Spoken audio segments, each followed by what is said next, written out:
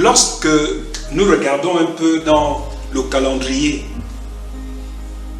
des événements, selon tout ce que les prophètes ont déclaré depuis les temps anciens jusqu'à Jean, nous pouvons voir que nous sommes dans les derniers jours. Le mariage dans la nouvelle alliance a pour but le salut de celui que nous avons épousé. C'est une mission que Dieu te donne en tant que femme, en tant qu'homme, de veiller au salut de cet homme ou de cette femme. Et quand il nous ajoute, nous devenons plus que 2, nous devenons 3 ou 4 ou 5, en fonction des enfants que Dieu nous donne. Notre mission devient de nous rassurer que toutes ces personnes restent dans la maison du Seigneur. Alléluia. Il est important de réaliser que en tant que couple, nous avons un ennemi et cet ennemi est spirituel. Il va tout faire pour vous déstabiliser. Mais le couple doit réaliser que vous avez un appel.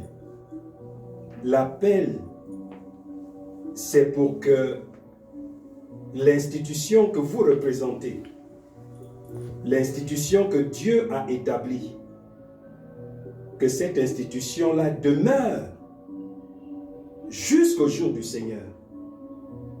Donc ça donne la responsabilité à la femme et au mari de s'investir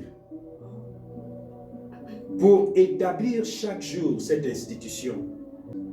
L'arrose et se rassure que le fondement demeure solide, afin que quoi qu'il arrive,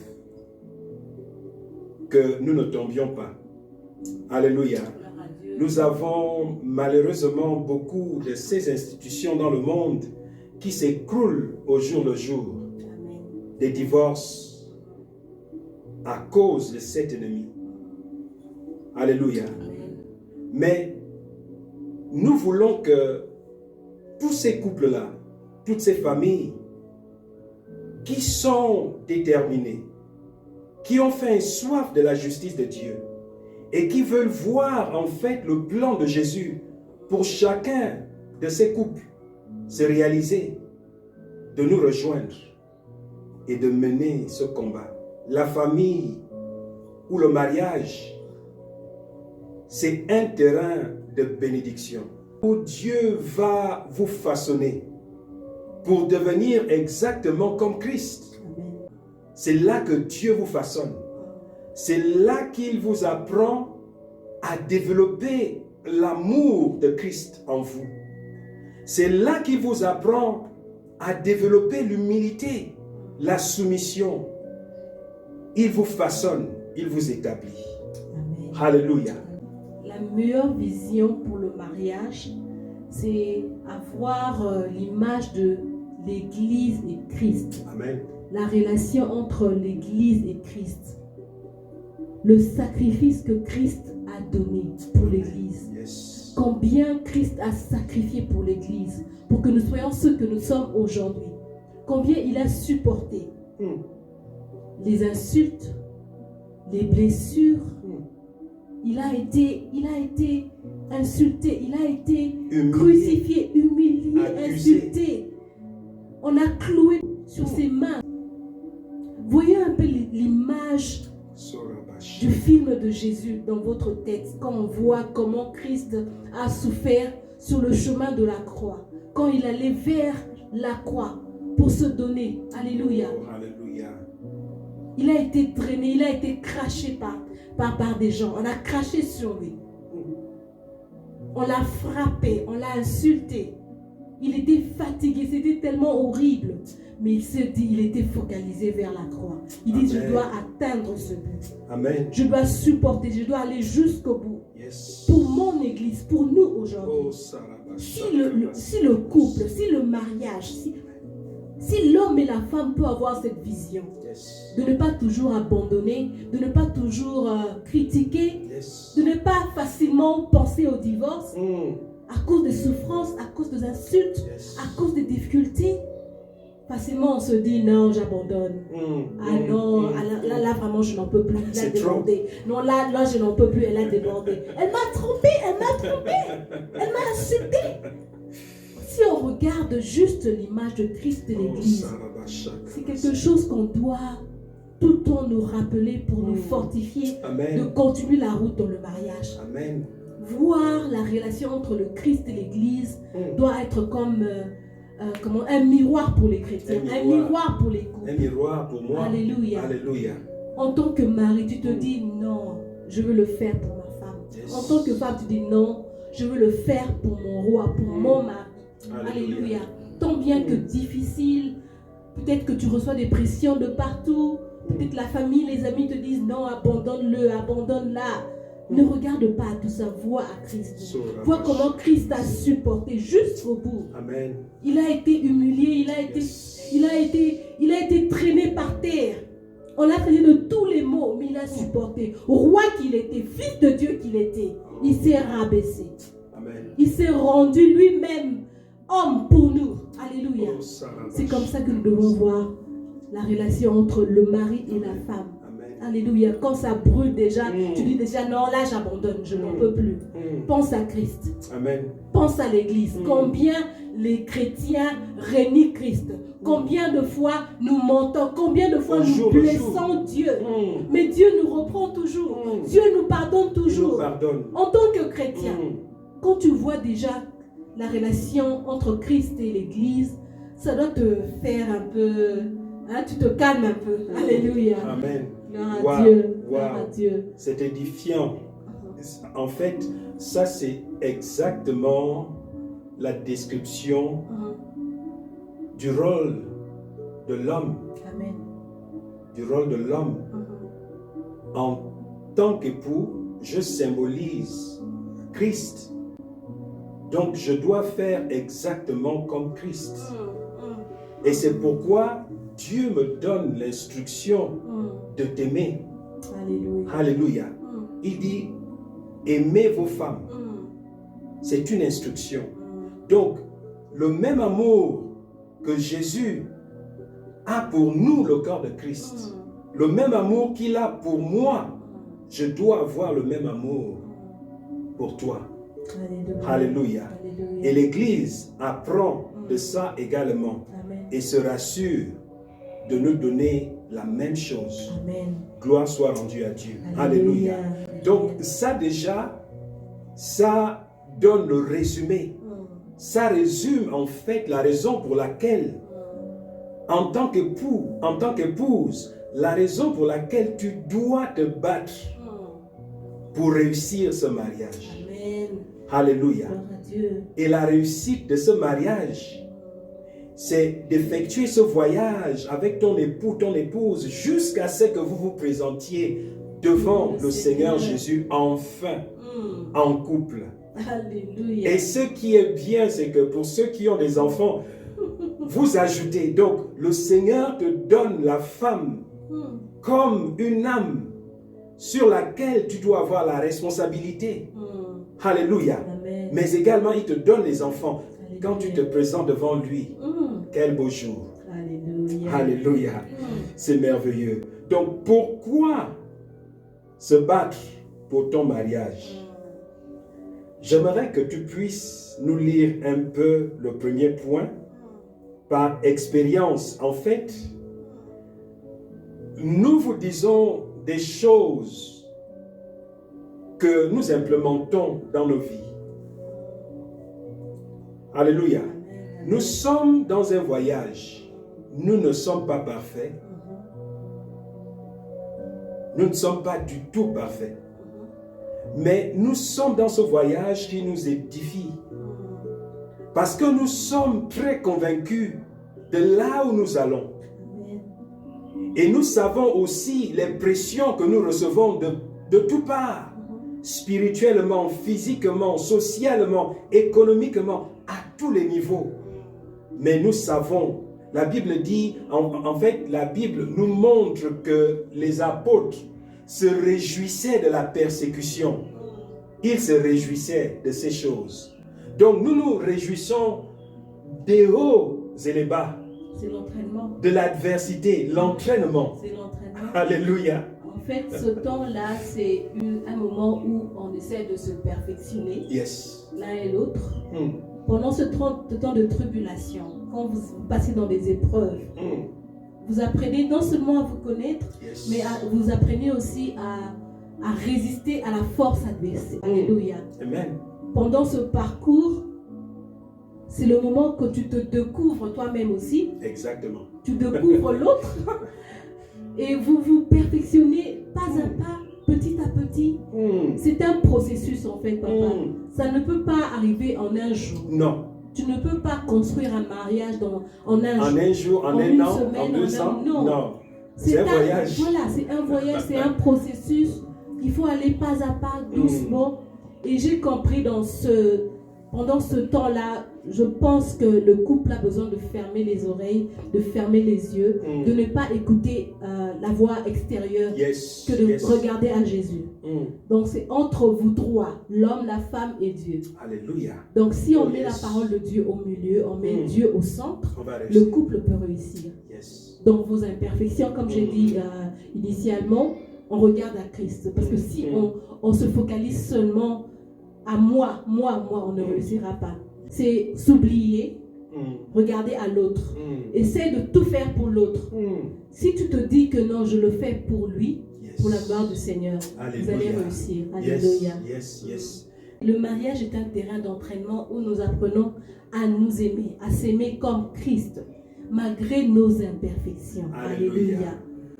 Donc c'est un terrain conçu par Dieu pour nous perfectionner dans son caractère parfait. Lorsque nous sommes en mariage, on ne réalise pas que c'est le seul terrain, le seul endroit où en fait Dieu nous donne le privilège de découvrir les défauts de l'autre. Alléluia.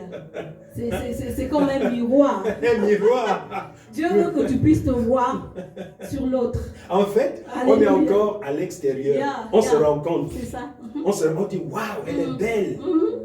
Elle est jolie. Donc tu imagines déjà une femme jolie à cause de son visage, son corps, sa manière de s'habiller, sa voix. Mais après le mariage, le jour du mariage, et ce qui est grave, papa, les femmes ne voient même pas tout ça. Les femmes voient la robe du mariage, voient le gâteau, la cérémonie. Et c'est bizarre. Mais puisque quand on est sur terrain, c'est là qu'on découvre la vraie personne. Sous le toit. C'est là que tu vas... En fait, sous ce toit-là, il est impossible de jouer. Tu peux être l'acteur le plus expérimenté dans le monde. Rempli d'onction de l'esprit. Tu ne peux pas cacher tes défauts. C'est là qu'il faut faire sortir la chrétienté. Tu peux être rempli de la parole de Dieu, tu peux être rempli d'onction, mais le mariage est un ministère à part entière. Alléluia. Et ce qui est bien, c'est que au moment où Dieu t'ouvre maintenant les yeux pour découvrir ce véritable homme qu'est l'évangéliste Fabrice, ce n'est pas pour que tu dises, ah, mais Seigneur, tu ne m'as pas dit tout ça. Laisse-moi fuir. Non. Là maintenant, tu as un ministère. Dieu fait de toi un pasteur automatiquement. Amen. En tant que femme. C'est pourquoi la Bible dit que la femme est le symbole de l'Église. Amen. En d'autres termes, elle est le symbole du pasteur de cette Église. Amen. Et l'homme est le symbole de Christ. Alléluia. Qui a la vision de Christ il a la responsabilité de transmettre la vision de Christ. Mais il y a un pasteur qui va se rassurer que la famille, que les enfants reçoivent cette vision que le chef de la famille transmet. Amen. Alléluia. Amen. Et donc, le premier ministère de la femme, c'est de pouvoir aider Amen. son mari à se perfectionner en Christ. Et pour qu'elle soit en même de le faire, il faut qu'elle découvre Amen. les manquements, Amen. les défauts. Donc, s'il est colérique, s'il s'énerve, s'il ne se brosse pas les dents, s'il ne se lave pas, en tout cas, vous imaginez les secrets que les femmes mariées ont. Et je pense que Dieu prépare la femme déjà avant tout ça. Et je pense que Dieu nous a donné cette habilité, comment on dit ça en français? Voilà. La capacité. La capacité de gérer tout ça. La capacité d'appréhender tout ça. Wow. Déjà, Dieu te donne, en fait, c'est pourquoi on est appelé aide semblable. Aide semblable. C'est pour aider dans tout ça, Oui. aider sur tout le plan, physique, financièrement, Wow. hygiéniquement, À tous les niveaux. à tous les niveaux. À Donc, tous les Dieu niveaux. veut que tu prennes soin de ton mari à tous les niveaux. S'il n'a pas l'habitude de brosser les dents ou je ne sais pas, il est désordonné, c'est pourquoi tu es là. S'il a l'habitude de jeter les habits, les chaussures, ramasse. Je ferai de lui une aide semblable. Donc, elle est là pour aider cet homme, justement. Pour aider cet homme. En fait, beaucoup se trompent toujours parce que lorsqu'ils lisent le livre de Genèse, ils pensent que la femme est là seulement pour aider Adam à travailler le jardin. Mais c'était bien plus que cela. La Bible dit, il n'est pas bon que l'homme soit seul. Je lui ferai une aide semblable à lui. Pas semblable aux hommes, non. Non. Dieu a fait d'elle une aide pour moi, semblable à moi. Alléluia. Donc c'est important. Ça c'est la première chose que les maris et les femmes doivent réaliser. Que Dieu vous donne la responsabilité de l'aider au perfectionnement de votre époux ou de votre épouse. Alléluia. Le mariage nous aide à expérimenter ce qu'on a vraiment, c'est qu'on est vraiment une relation. Alléluia. Cela nous aide à être centrés sur l'autre plutôt que sur soi-même. Oui, ça dit aussi c'est une union pieuse et sanctifiée qui nous aide à avoir l'expérience de l'amour du Christ pour nous, son Église. Alléluia. Waouh. Waouh. Le mariage est un terrain conçu par Dieu, d'où le terme institution, pour nous perfectionner dans son caractère parfait. Vous voyez, vous voulez devenir comme Christ. C'est pas seulement en allant à l'église. C'est pas seulement en connaissant les versets bibliques. Vous pouvez avoir l'onction.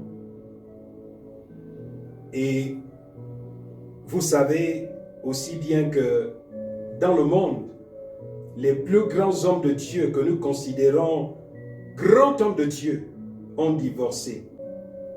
Comment vous pouvez l'expliquer? Qu'avec toute l'onction qu'ils ont, imaginez le nombre de malades, le nombre de vies qu'ils ont impactées dans le monde, le nombre d'églises qu'ils ont implantées, l'onction qui se dégage de leur vie. Mais ils ont divorcé, peu importe la raison. Comment vous l'expliquez? C'est parce que nous ne comprenons pas que le mariage, c'est le plan du Seigneur. C'est là que Dieu peut vous perfectionner. Et ça, c'est si vous êtes marié. Alléluia. Je ne parle pas de ceux qui ne sont pas en mariage. Je parle de ceux-là qui sont entrés dans cette institution. Vous voyez? Donc, vous fonctionnez à votre plus haut degré de foi. Et Dieu vous perfectionne. Parce que si vous êtes incapable d'aimer vos enfants, d'aimer votre femme ou d'aimer votre mari, mais vous dites que vous aimez les frères et les sœurs de l'assemblée, vous vous mentez à vous-même. C'est impossible.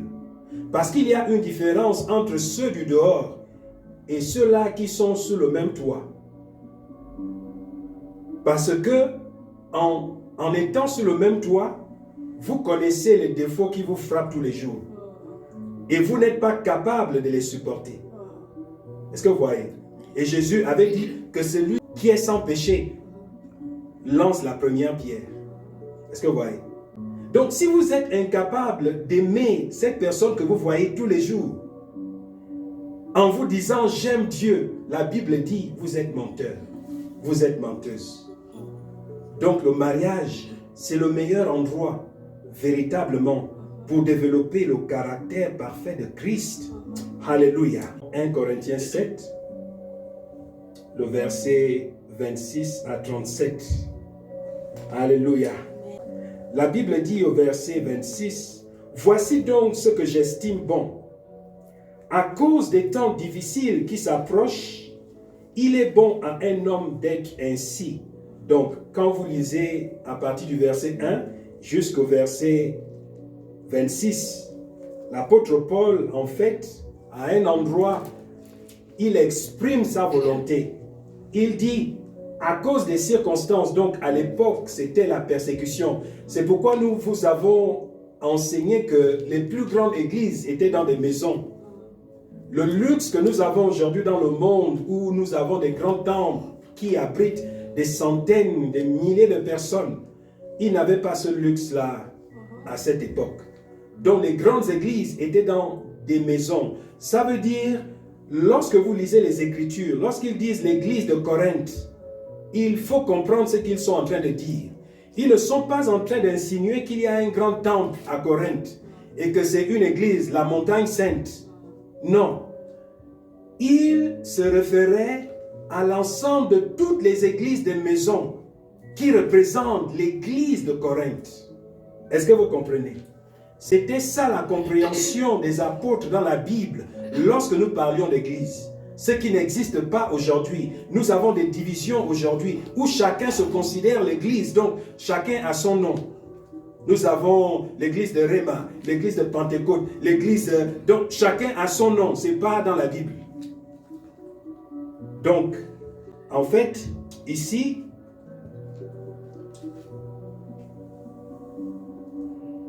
il s'adressait aux célibataires. Il dit, je préfère, en ce qui me concerne, à cause de la persécution, je préfère que vous soyez célibataires. Pour que, si les soldats viennent, vous n'aurez pas besoin de chercher où sont les enfants, où est la femme. Vous saurez fuir. Alléluia.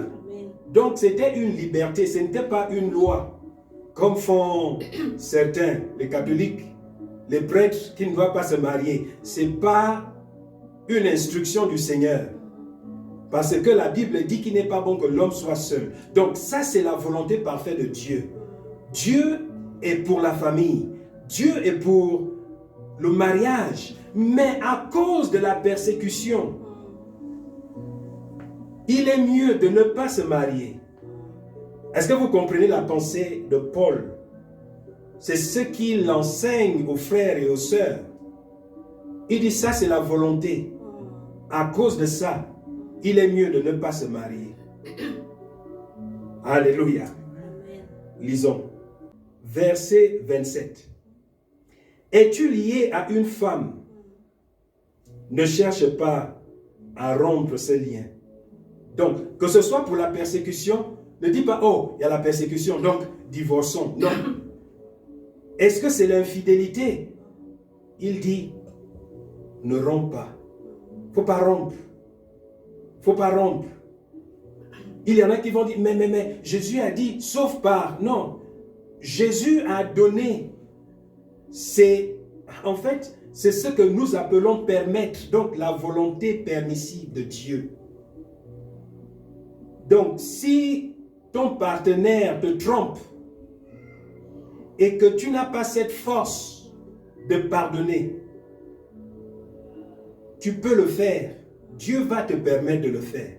Mais ce n'est pas la volonté parfaite de Dieu de divorcer ou d'arrêter le mariage.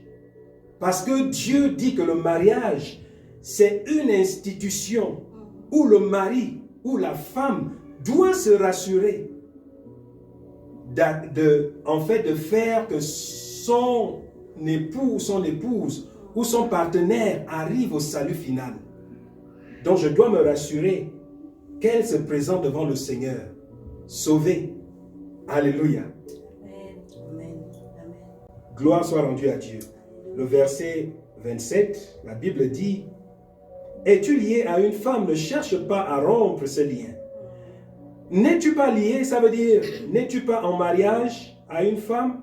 Ne cherche pas une femme. Donc, si tu es célibataire, ne cherche pas à te marier. Mais si tu es marié, ne cherche pas à rompre, parce que tu es déjà entré. Verset 28. Si tu t'es marié, tu n'as point péché. Que vous voyez?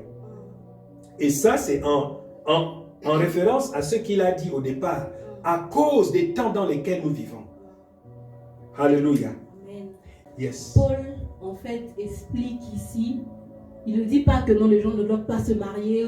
Non, il explique selon les conditions, selon le qui contexte. t'entourent peut-être, peut-être selon tes convictions. Si tu penses que tu veux te marier, marie-toi. Si tu penses que tu peux rester célibataire, Reste célibataire. reste célibataire. Si tu penses que tu ne peux pas, ne le fais pas.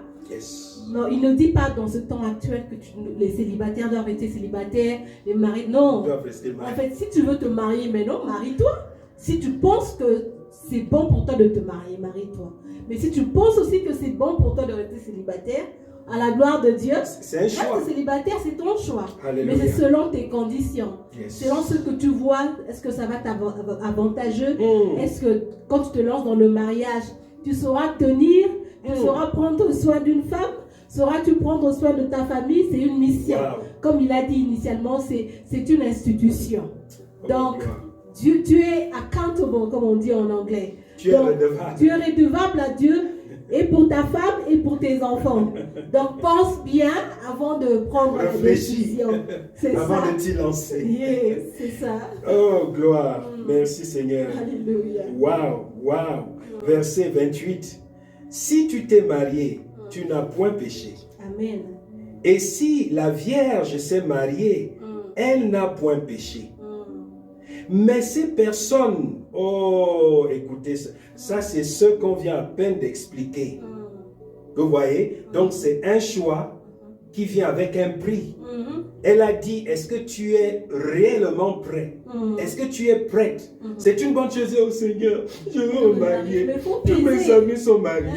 Mes parents me disent, tu as 40 ans. Tu peux rester chez Non. La question que tu dois te poser, suis-je prête? Suis-je prêt?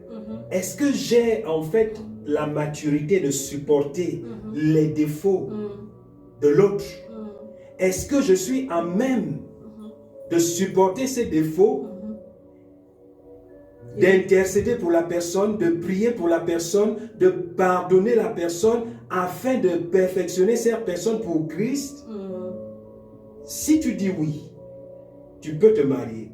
Et nous allons vous dire pourquoi.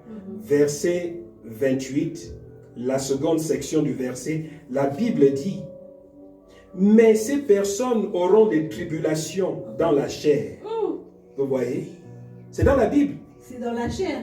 Exactement. C'est-à-dire que ça vient avec plein de choses. Ça vient avec beaucoup de problèmes. Et vous savez, il y en a qui enseignent, on se marie pour devenir heureux. C'est un mensonge du diable.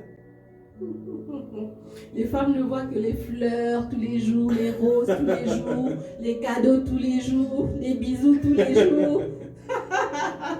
Relisons ça. La Bible dit, mais ces personnes qui se marient, ça c'est ce qu'il explique ici. Souvenez-vous, il est en train de dire à cause des temps dans lesquels nous vivons. Donc à cause des circonstances dans ta vie, chacun de nous avons des circonstances. Tu connais mieux ta vie. Est-ce que tu es fauché? Peut-être tu n'as pas de situation en ce moment. Ça sera une tribulation. Tu n'as pas Pour assez ta d'argent. femme. Alléluia. Tu vas faire comment pour prendre soin des enfants ou de la femme? Avoir une femme, c'est la responsabilité. C'est beaucoup d'argent. Et vous voyez, c'est ce que la Bible enseigne. Amen. Donc, il dit, mais ces personnes qui se marient ou qui s'engagent dans des relations auront des tribulations dans la chair. Alléluia. Et je voudrais vous les épargner. Il y aura des combats, il y aura des querelles, il y aura des oppositions. Elle va se fâcher parce qu'elle n'a pas eu son argent pour acheter ses mèches, Wow. je ne sais pas, sa perruque. Si tu n'as pas de moyens, il faut peser tout ça. Il faut peser tout ça. Si elle aime s'habiller, si elle n'a pas ses habits comme elle veut, c'est un problème.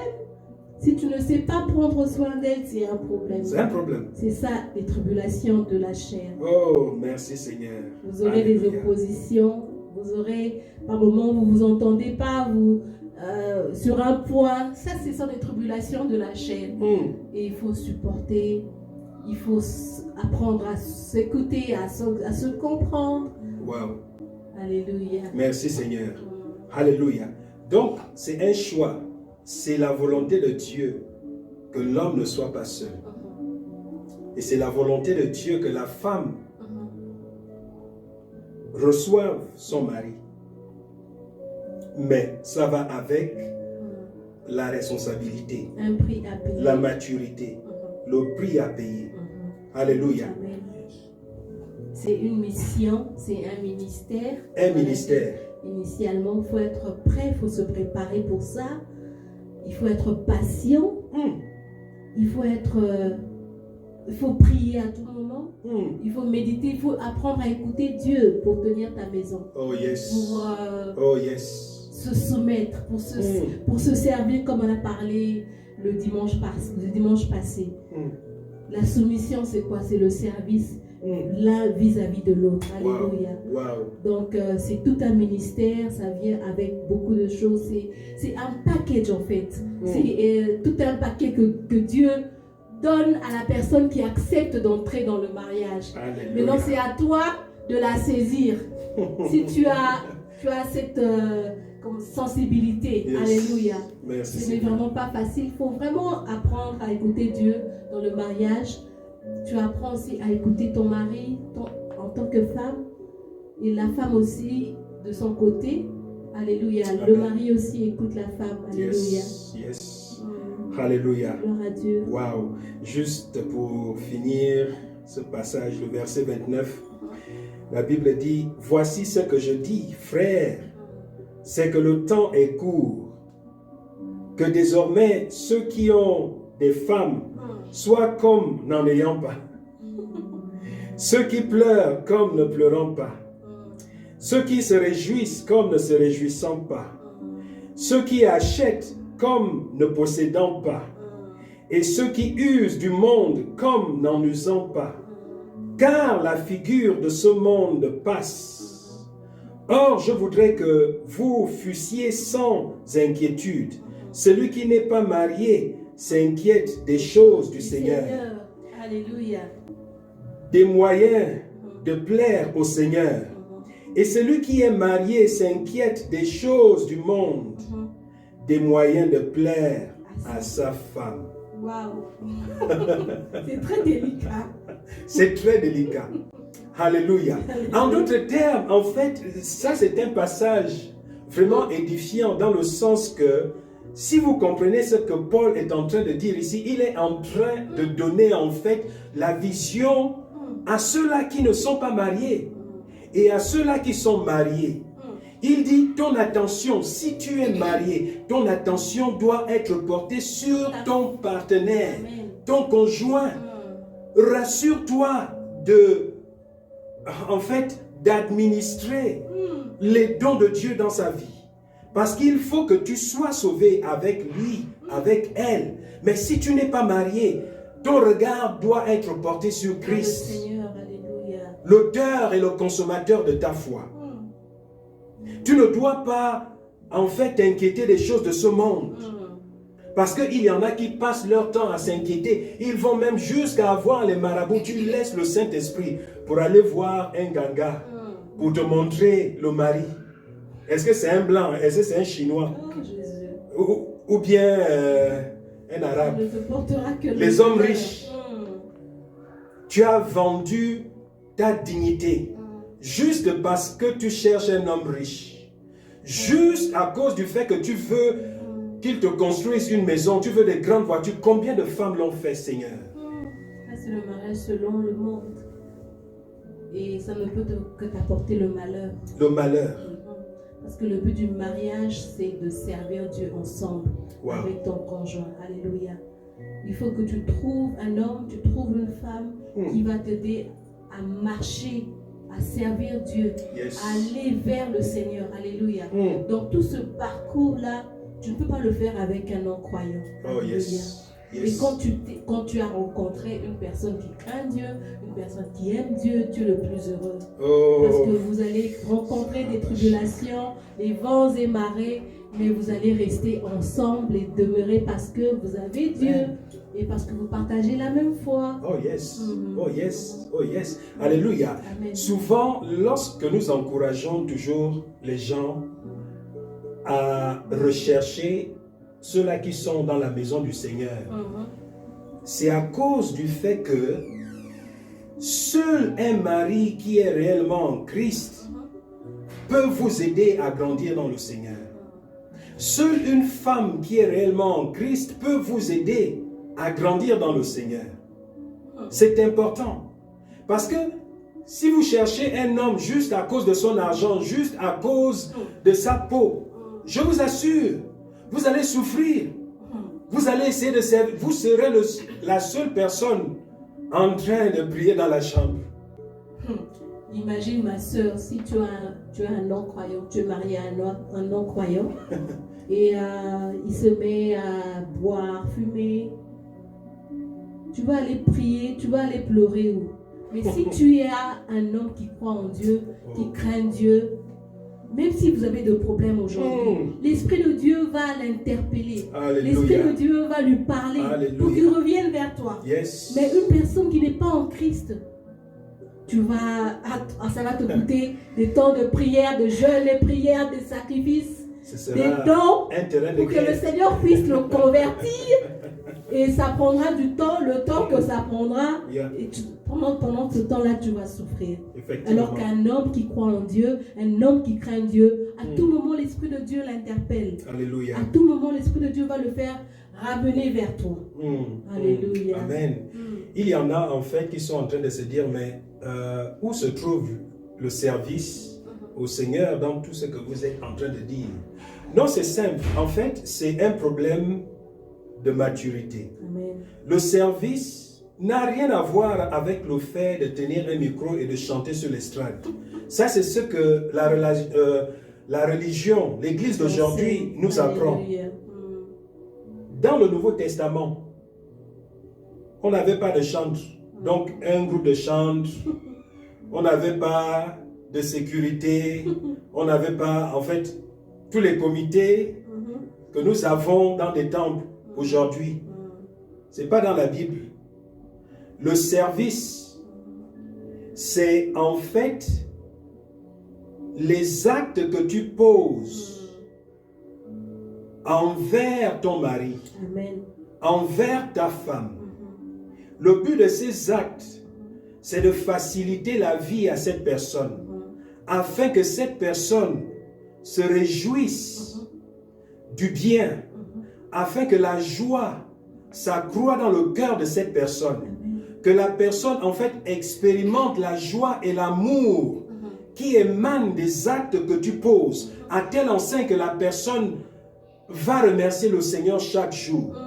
La personne ne connaîtra pas la persécution, la personne ne connaîtra pas le stress, la personne en fait n'aura pas toutes ces choses-là qui vont l'emmener à pécher Ou abandonner la voie de ou Dieu. abandonner la voie de Dieu. Toutes ces prières seront oui et amen. Gloire au Seigneur. Gloire au Seigneur. Dis merci Seigneur pour Merci mon mari. Seigneur pour mon mari, Merci Seigneur pour ma femme. pour ma femme. La personne va rendre grâce à Dieu à cause de tes actions envers lui. Alléluia. Et lui, en retour, il va remercier le Seigneur. Alléluia. Merci Seigneur. Et le Seigneur m'a béni avec un bon homme, un avec une bonne femme. Alléluia. Amen. Et dans cette atmosphère, vous saurez en fait vous mettre à genoux chaque jour. Amen. Pour prier. Librement. Librement. Sans remords. Sans remords, sans rancœur. Sans ressentiment. Alléluia. Alléluia.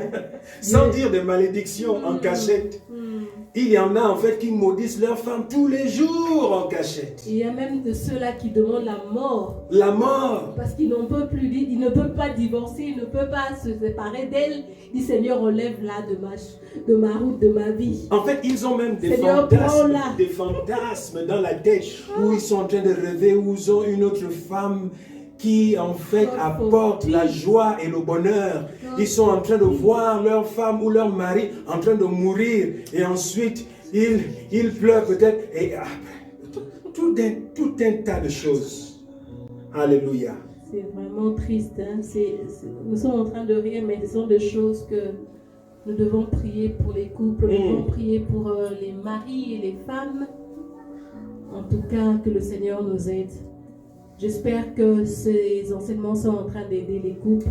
Yes. Ceux que nous partageons tous ces derniers dimanches, Yes. je pense qu'il y a une personne qui est bénie par ça. Amen. Et notre prière est que le Seigneur puisse vraiment aider les couples dans ces choses. Alléluia. Yes. Alléluia. Comme il est en train de faire avec nous. Gloire à Dieu. Merci Seigneur. Alléluia. Amen. Oui. Pourquoi le mariage est-il une église et un terrain d'entraînement pour la venue de Christ? C'est ce que nous sommes en train de vous dire. Et c'est des choses que vous n'entendrez pas nécessairement ailleurs. Parce que ça, c'est la volonté de Christ. Le but du mariage, c'est la préparation de l'autre pour la rencontre du Seigneur. Jésus nous a fait la promesse. Il a dit, je reviens. Amen. Alléluia. Amen. Il a dit, je reviens. Et ensuite, il a dit, lorsque le Fils de l'homme reviendra, trouvera-t-il de la foi sur terre? En d'autres termes, va-t-il te trouver dans la foi? Est-ce qu'il va trouver la femme que Dieu vous a donnée, les enfants que Dieu vous a donnés dans la foi? Est-ce que vous voyez? Donc, vous avez la responsabilité. Vous avez le ministère. Et si vous ne connaissiez pas ces choses, il n'est pas trop tard. Le fait que Dieu vous mette en relation avec nous, c'est parce qu'il a un plan pour toi. Il veut que tu commences à partir d'aujourd'hui. Alléluia. Amen. Amen. Pour cela, juste pour vous encourager, pour vous montrer un peu l'image que Christ a pour l'Église, que Christ a pour le couple, la famille, j'aimerais que nous puissions lire dans Apocalypse chapitre 19. Et je veux seulement lire le verset 7 au verset 9. Vous pouvez lire tout le chapitre. La Bible dit, réjouissons-nous. Alléluia. Waouh. Ça, c'est un message qui nous concerne. En ce mois d'août, de nos anniversaires, Alléluia. de naissance et de mariage.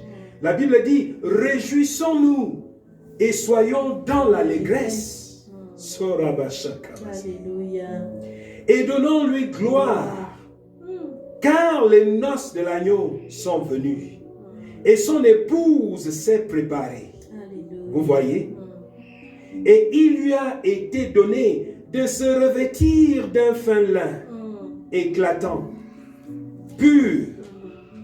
Car le lin, le fin lin, ce sont les œuvres justes des saints. Et l'ange me dit, écris, heureux ceux qui sont appelés au festin des noces de l'agneau. Et il me dit, ces paroles sont les véritables paroles de Dieu. Alléluia. Vous voyez, c'est ce que nous sommes en train de vous expliquer, que le mariage est un terrain d'entraînement. C'est un privilège que Dieu nous a donné de nous unir pour nous entraîner. Parce que ce qui arrive là, c'est le grand mariage. Alléluia. Nous avons expérimenté le petit mariage. L'ombre de la gloire à venir. Alléluia. Nous sommes dans cette institution qui reflète la grande institution qui arrive. Il a dit, je reviens et j'ai ma récompense avec moi. Alléluia. Amen, amen. Il arrive. Le grand mariage arrive entre l'Église qui est le corps de Christ et le Seigneur Jésus lui-même. Qui est l'époux. Gloire à Jésus. Et cette grande famille qui est l'Église de Christ est composée de plusieurs familles. Alléluia. Ces familles, je vous ai dit depuis des années, depuis les années 2015, 2016, 2017, 2018, que ces familles ne sont pas les temples que nous avons partout dans le monde. Parce que ces temples ne s'assemblent pas. Ces temples se construisent. Et ces temples sont faits de briques pour certains, d'autres sont en planches. Est-ce que vous comprenez? Alléluia. Il s'agit de vous et moi. Nous sommes les pierres vivantes. Ça, c'est Pierre qui nous l'enseigne. Donc, nous sommes l'Église de Christ. Et vous voyez, le Seigneur nous a donné l'institution de mariage, qui est en fait la forme la plus grande, la plus importante. Il a dit, il n'est pas bon que l'homme soit seul. Il lui a donné Ève. Donc, Dieu a établi une famille pour prendre soin de ce monde. Alléluia. Amen. Et la Bible dit même que lorsqu'il fut lorsque Lucifer fut envoyé sur la terre, Ésaïe nous dit, la Bible dit, cet homme qui détruit les nations, il s'agit de quelles nations? Les nations angéliques. Donc il a causé le désordre au ciel, où il a déconnecté des myriades d'anges de leur Seigneur, qui est le Dieu des armées. Et ces anges se rebellent contre Dieu, donc contre les principes, les lois de l'univers que Dieu a établis. C'est comme ça que les anges saints et sanctifiés de Dieu les précipitent dans les régions inférieures, donc sur la terre, à cause du désordre qu'ils ont fait. Ils ont détruit des familles. Et ils arrivent sur terre, ils détruisent la famille d'Adam et Ève. Et c'est pourquoi nous avons plusieurs familles qui sont détruites aujourd'hui. Des familles qui sont divisées, où nous trouvons les enfants orphelins, les femmes seules avec les enfants, les hommes seuls avec les enfants, ou en fait des familles bien qu'étant sous le même toit, chacun mène sa vie. Mais Dieu nous donne l'espoir. Amen. Il nous encourage à rester forts. C'est pourquoi le Seigneur a dit de cette année que 2023 est une année où nous devons brûler l'encens, où chacun de nous devons avoir l'autel dans nos demeures, parce que voici la véritable église que Dieu considère. Dieu peut facilement fermer ses temples. La preuve, c'est qu'il a fait en 2020. Il a bel et bien fait. On ne pouvait pas se rendre dans ces grands temples, parce que les gouvernements avaient décidé que tous les temples doivent être fermés. Dieu n'a pas empêché ça.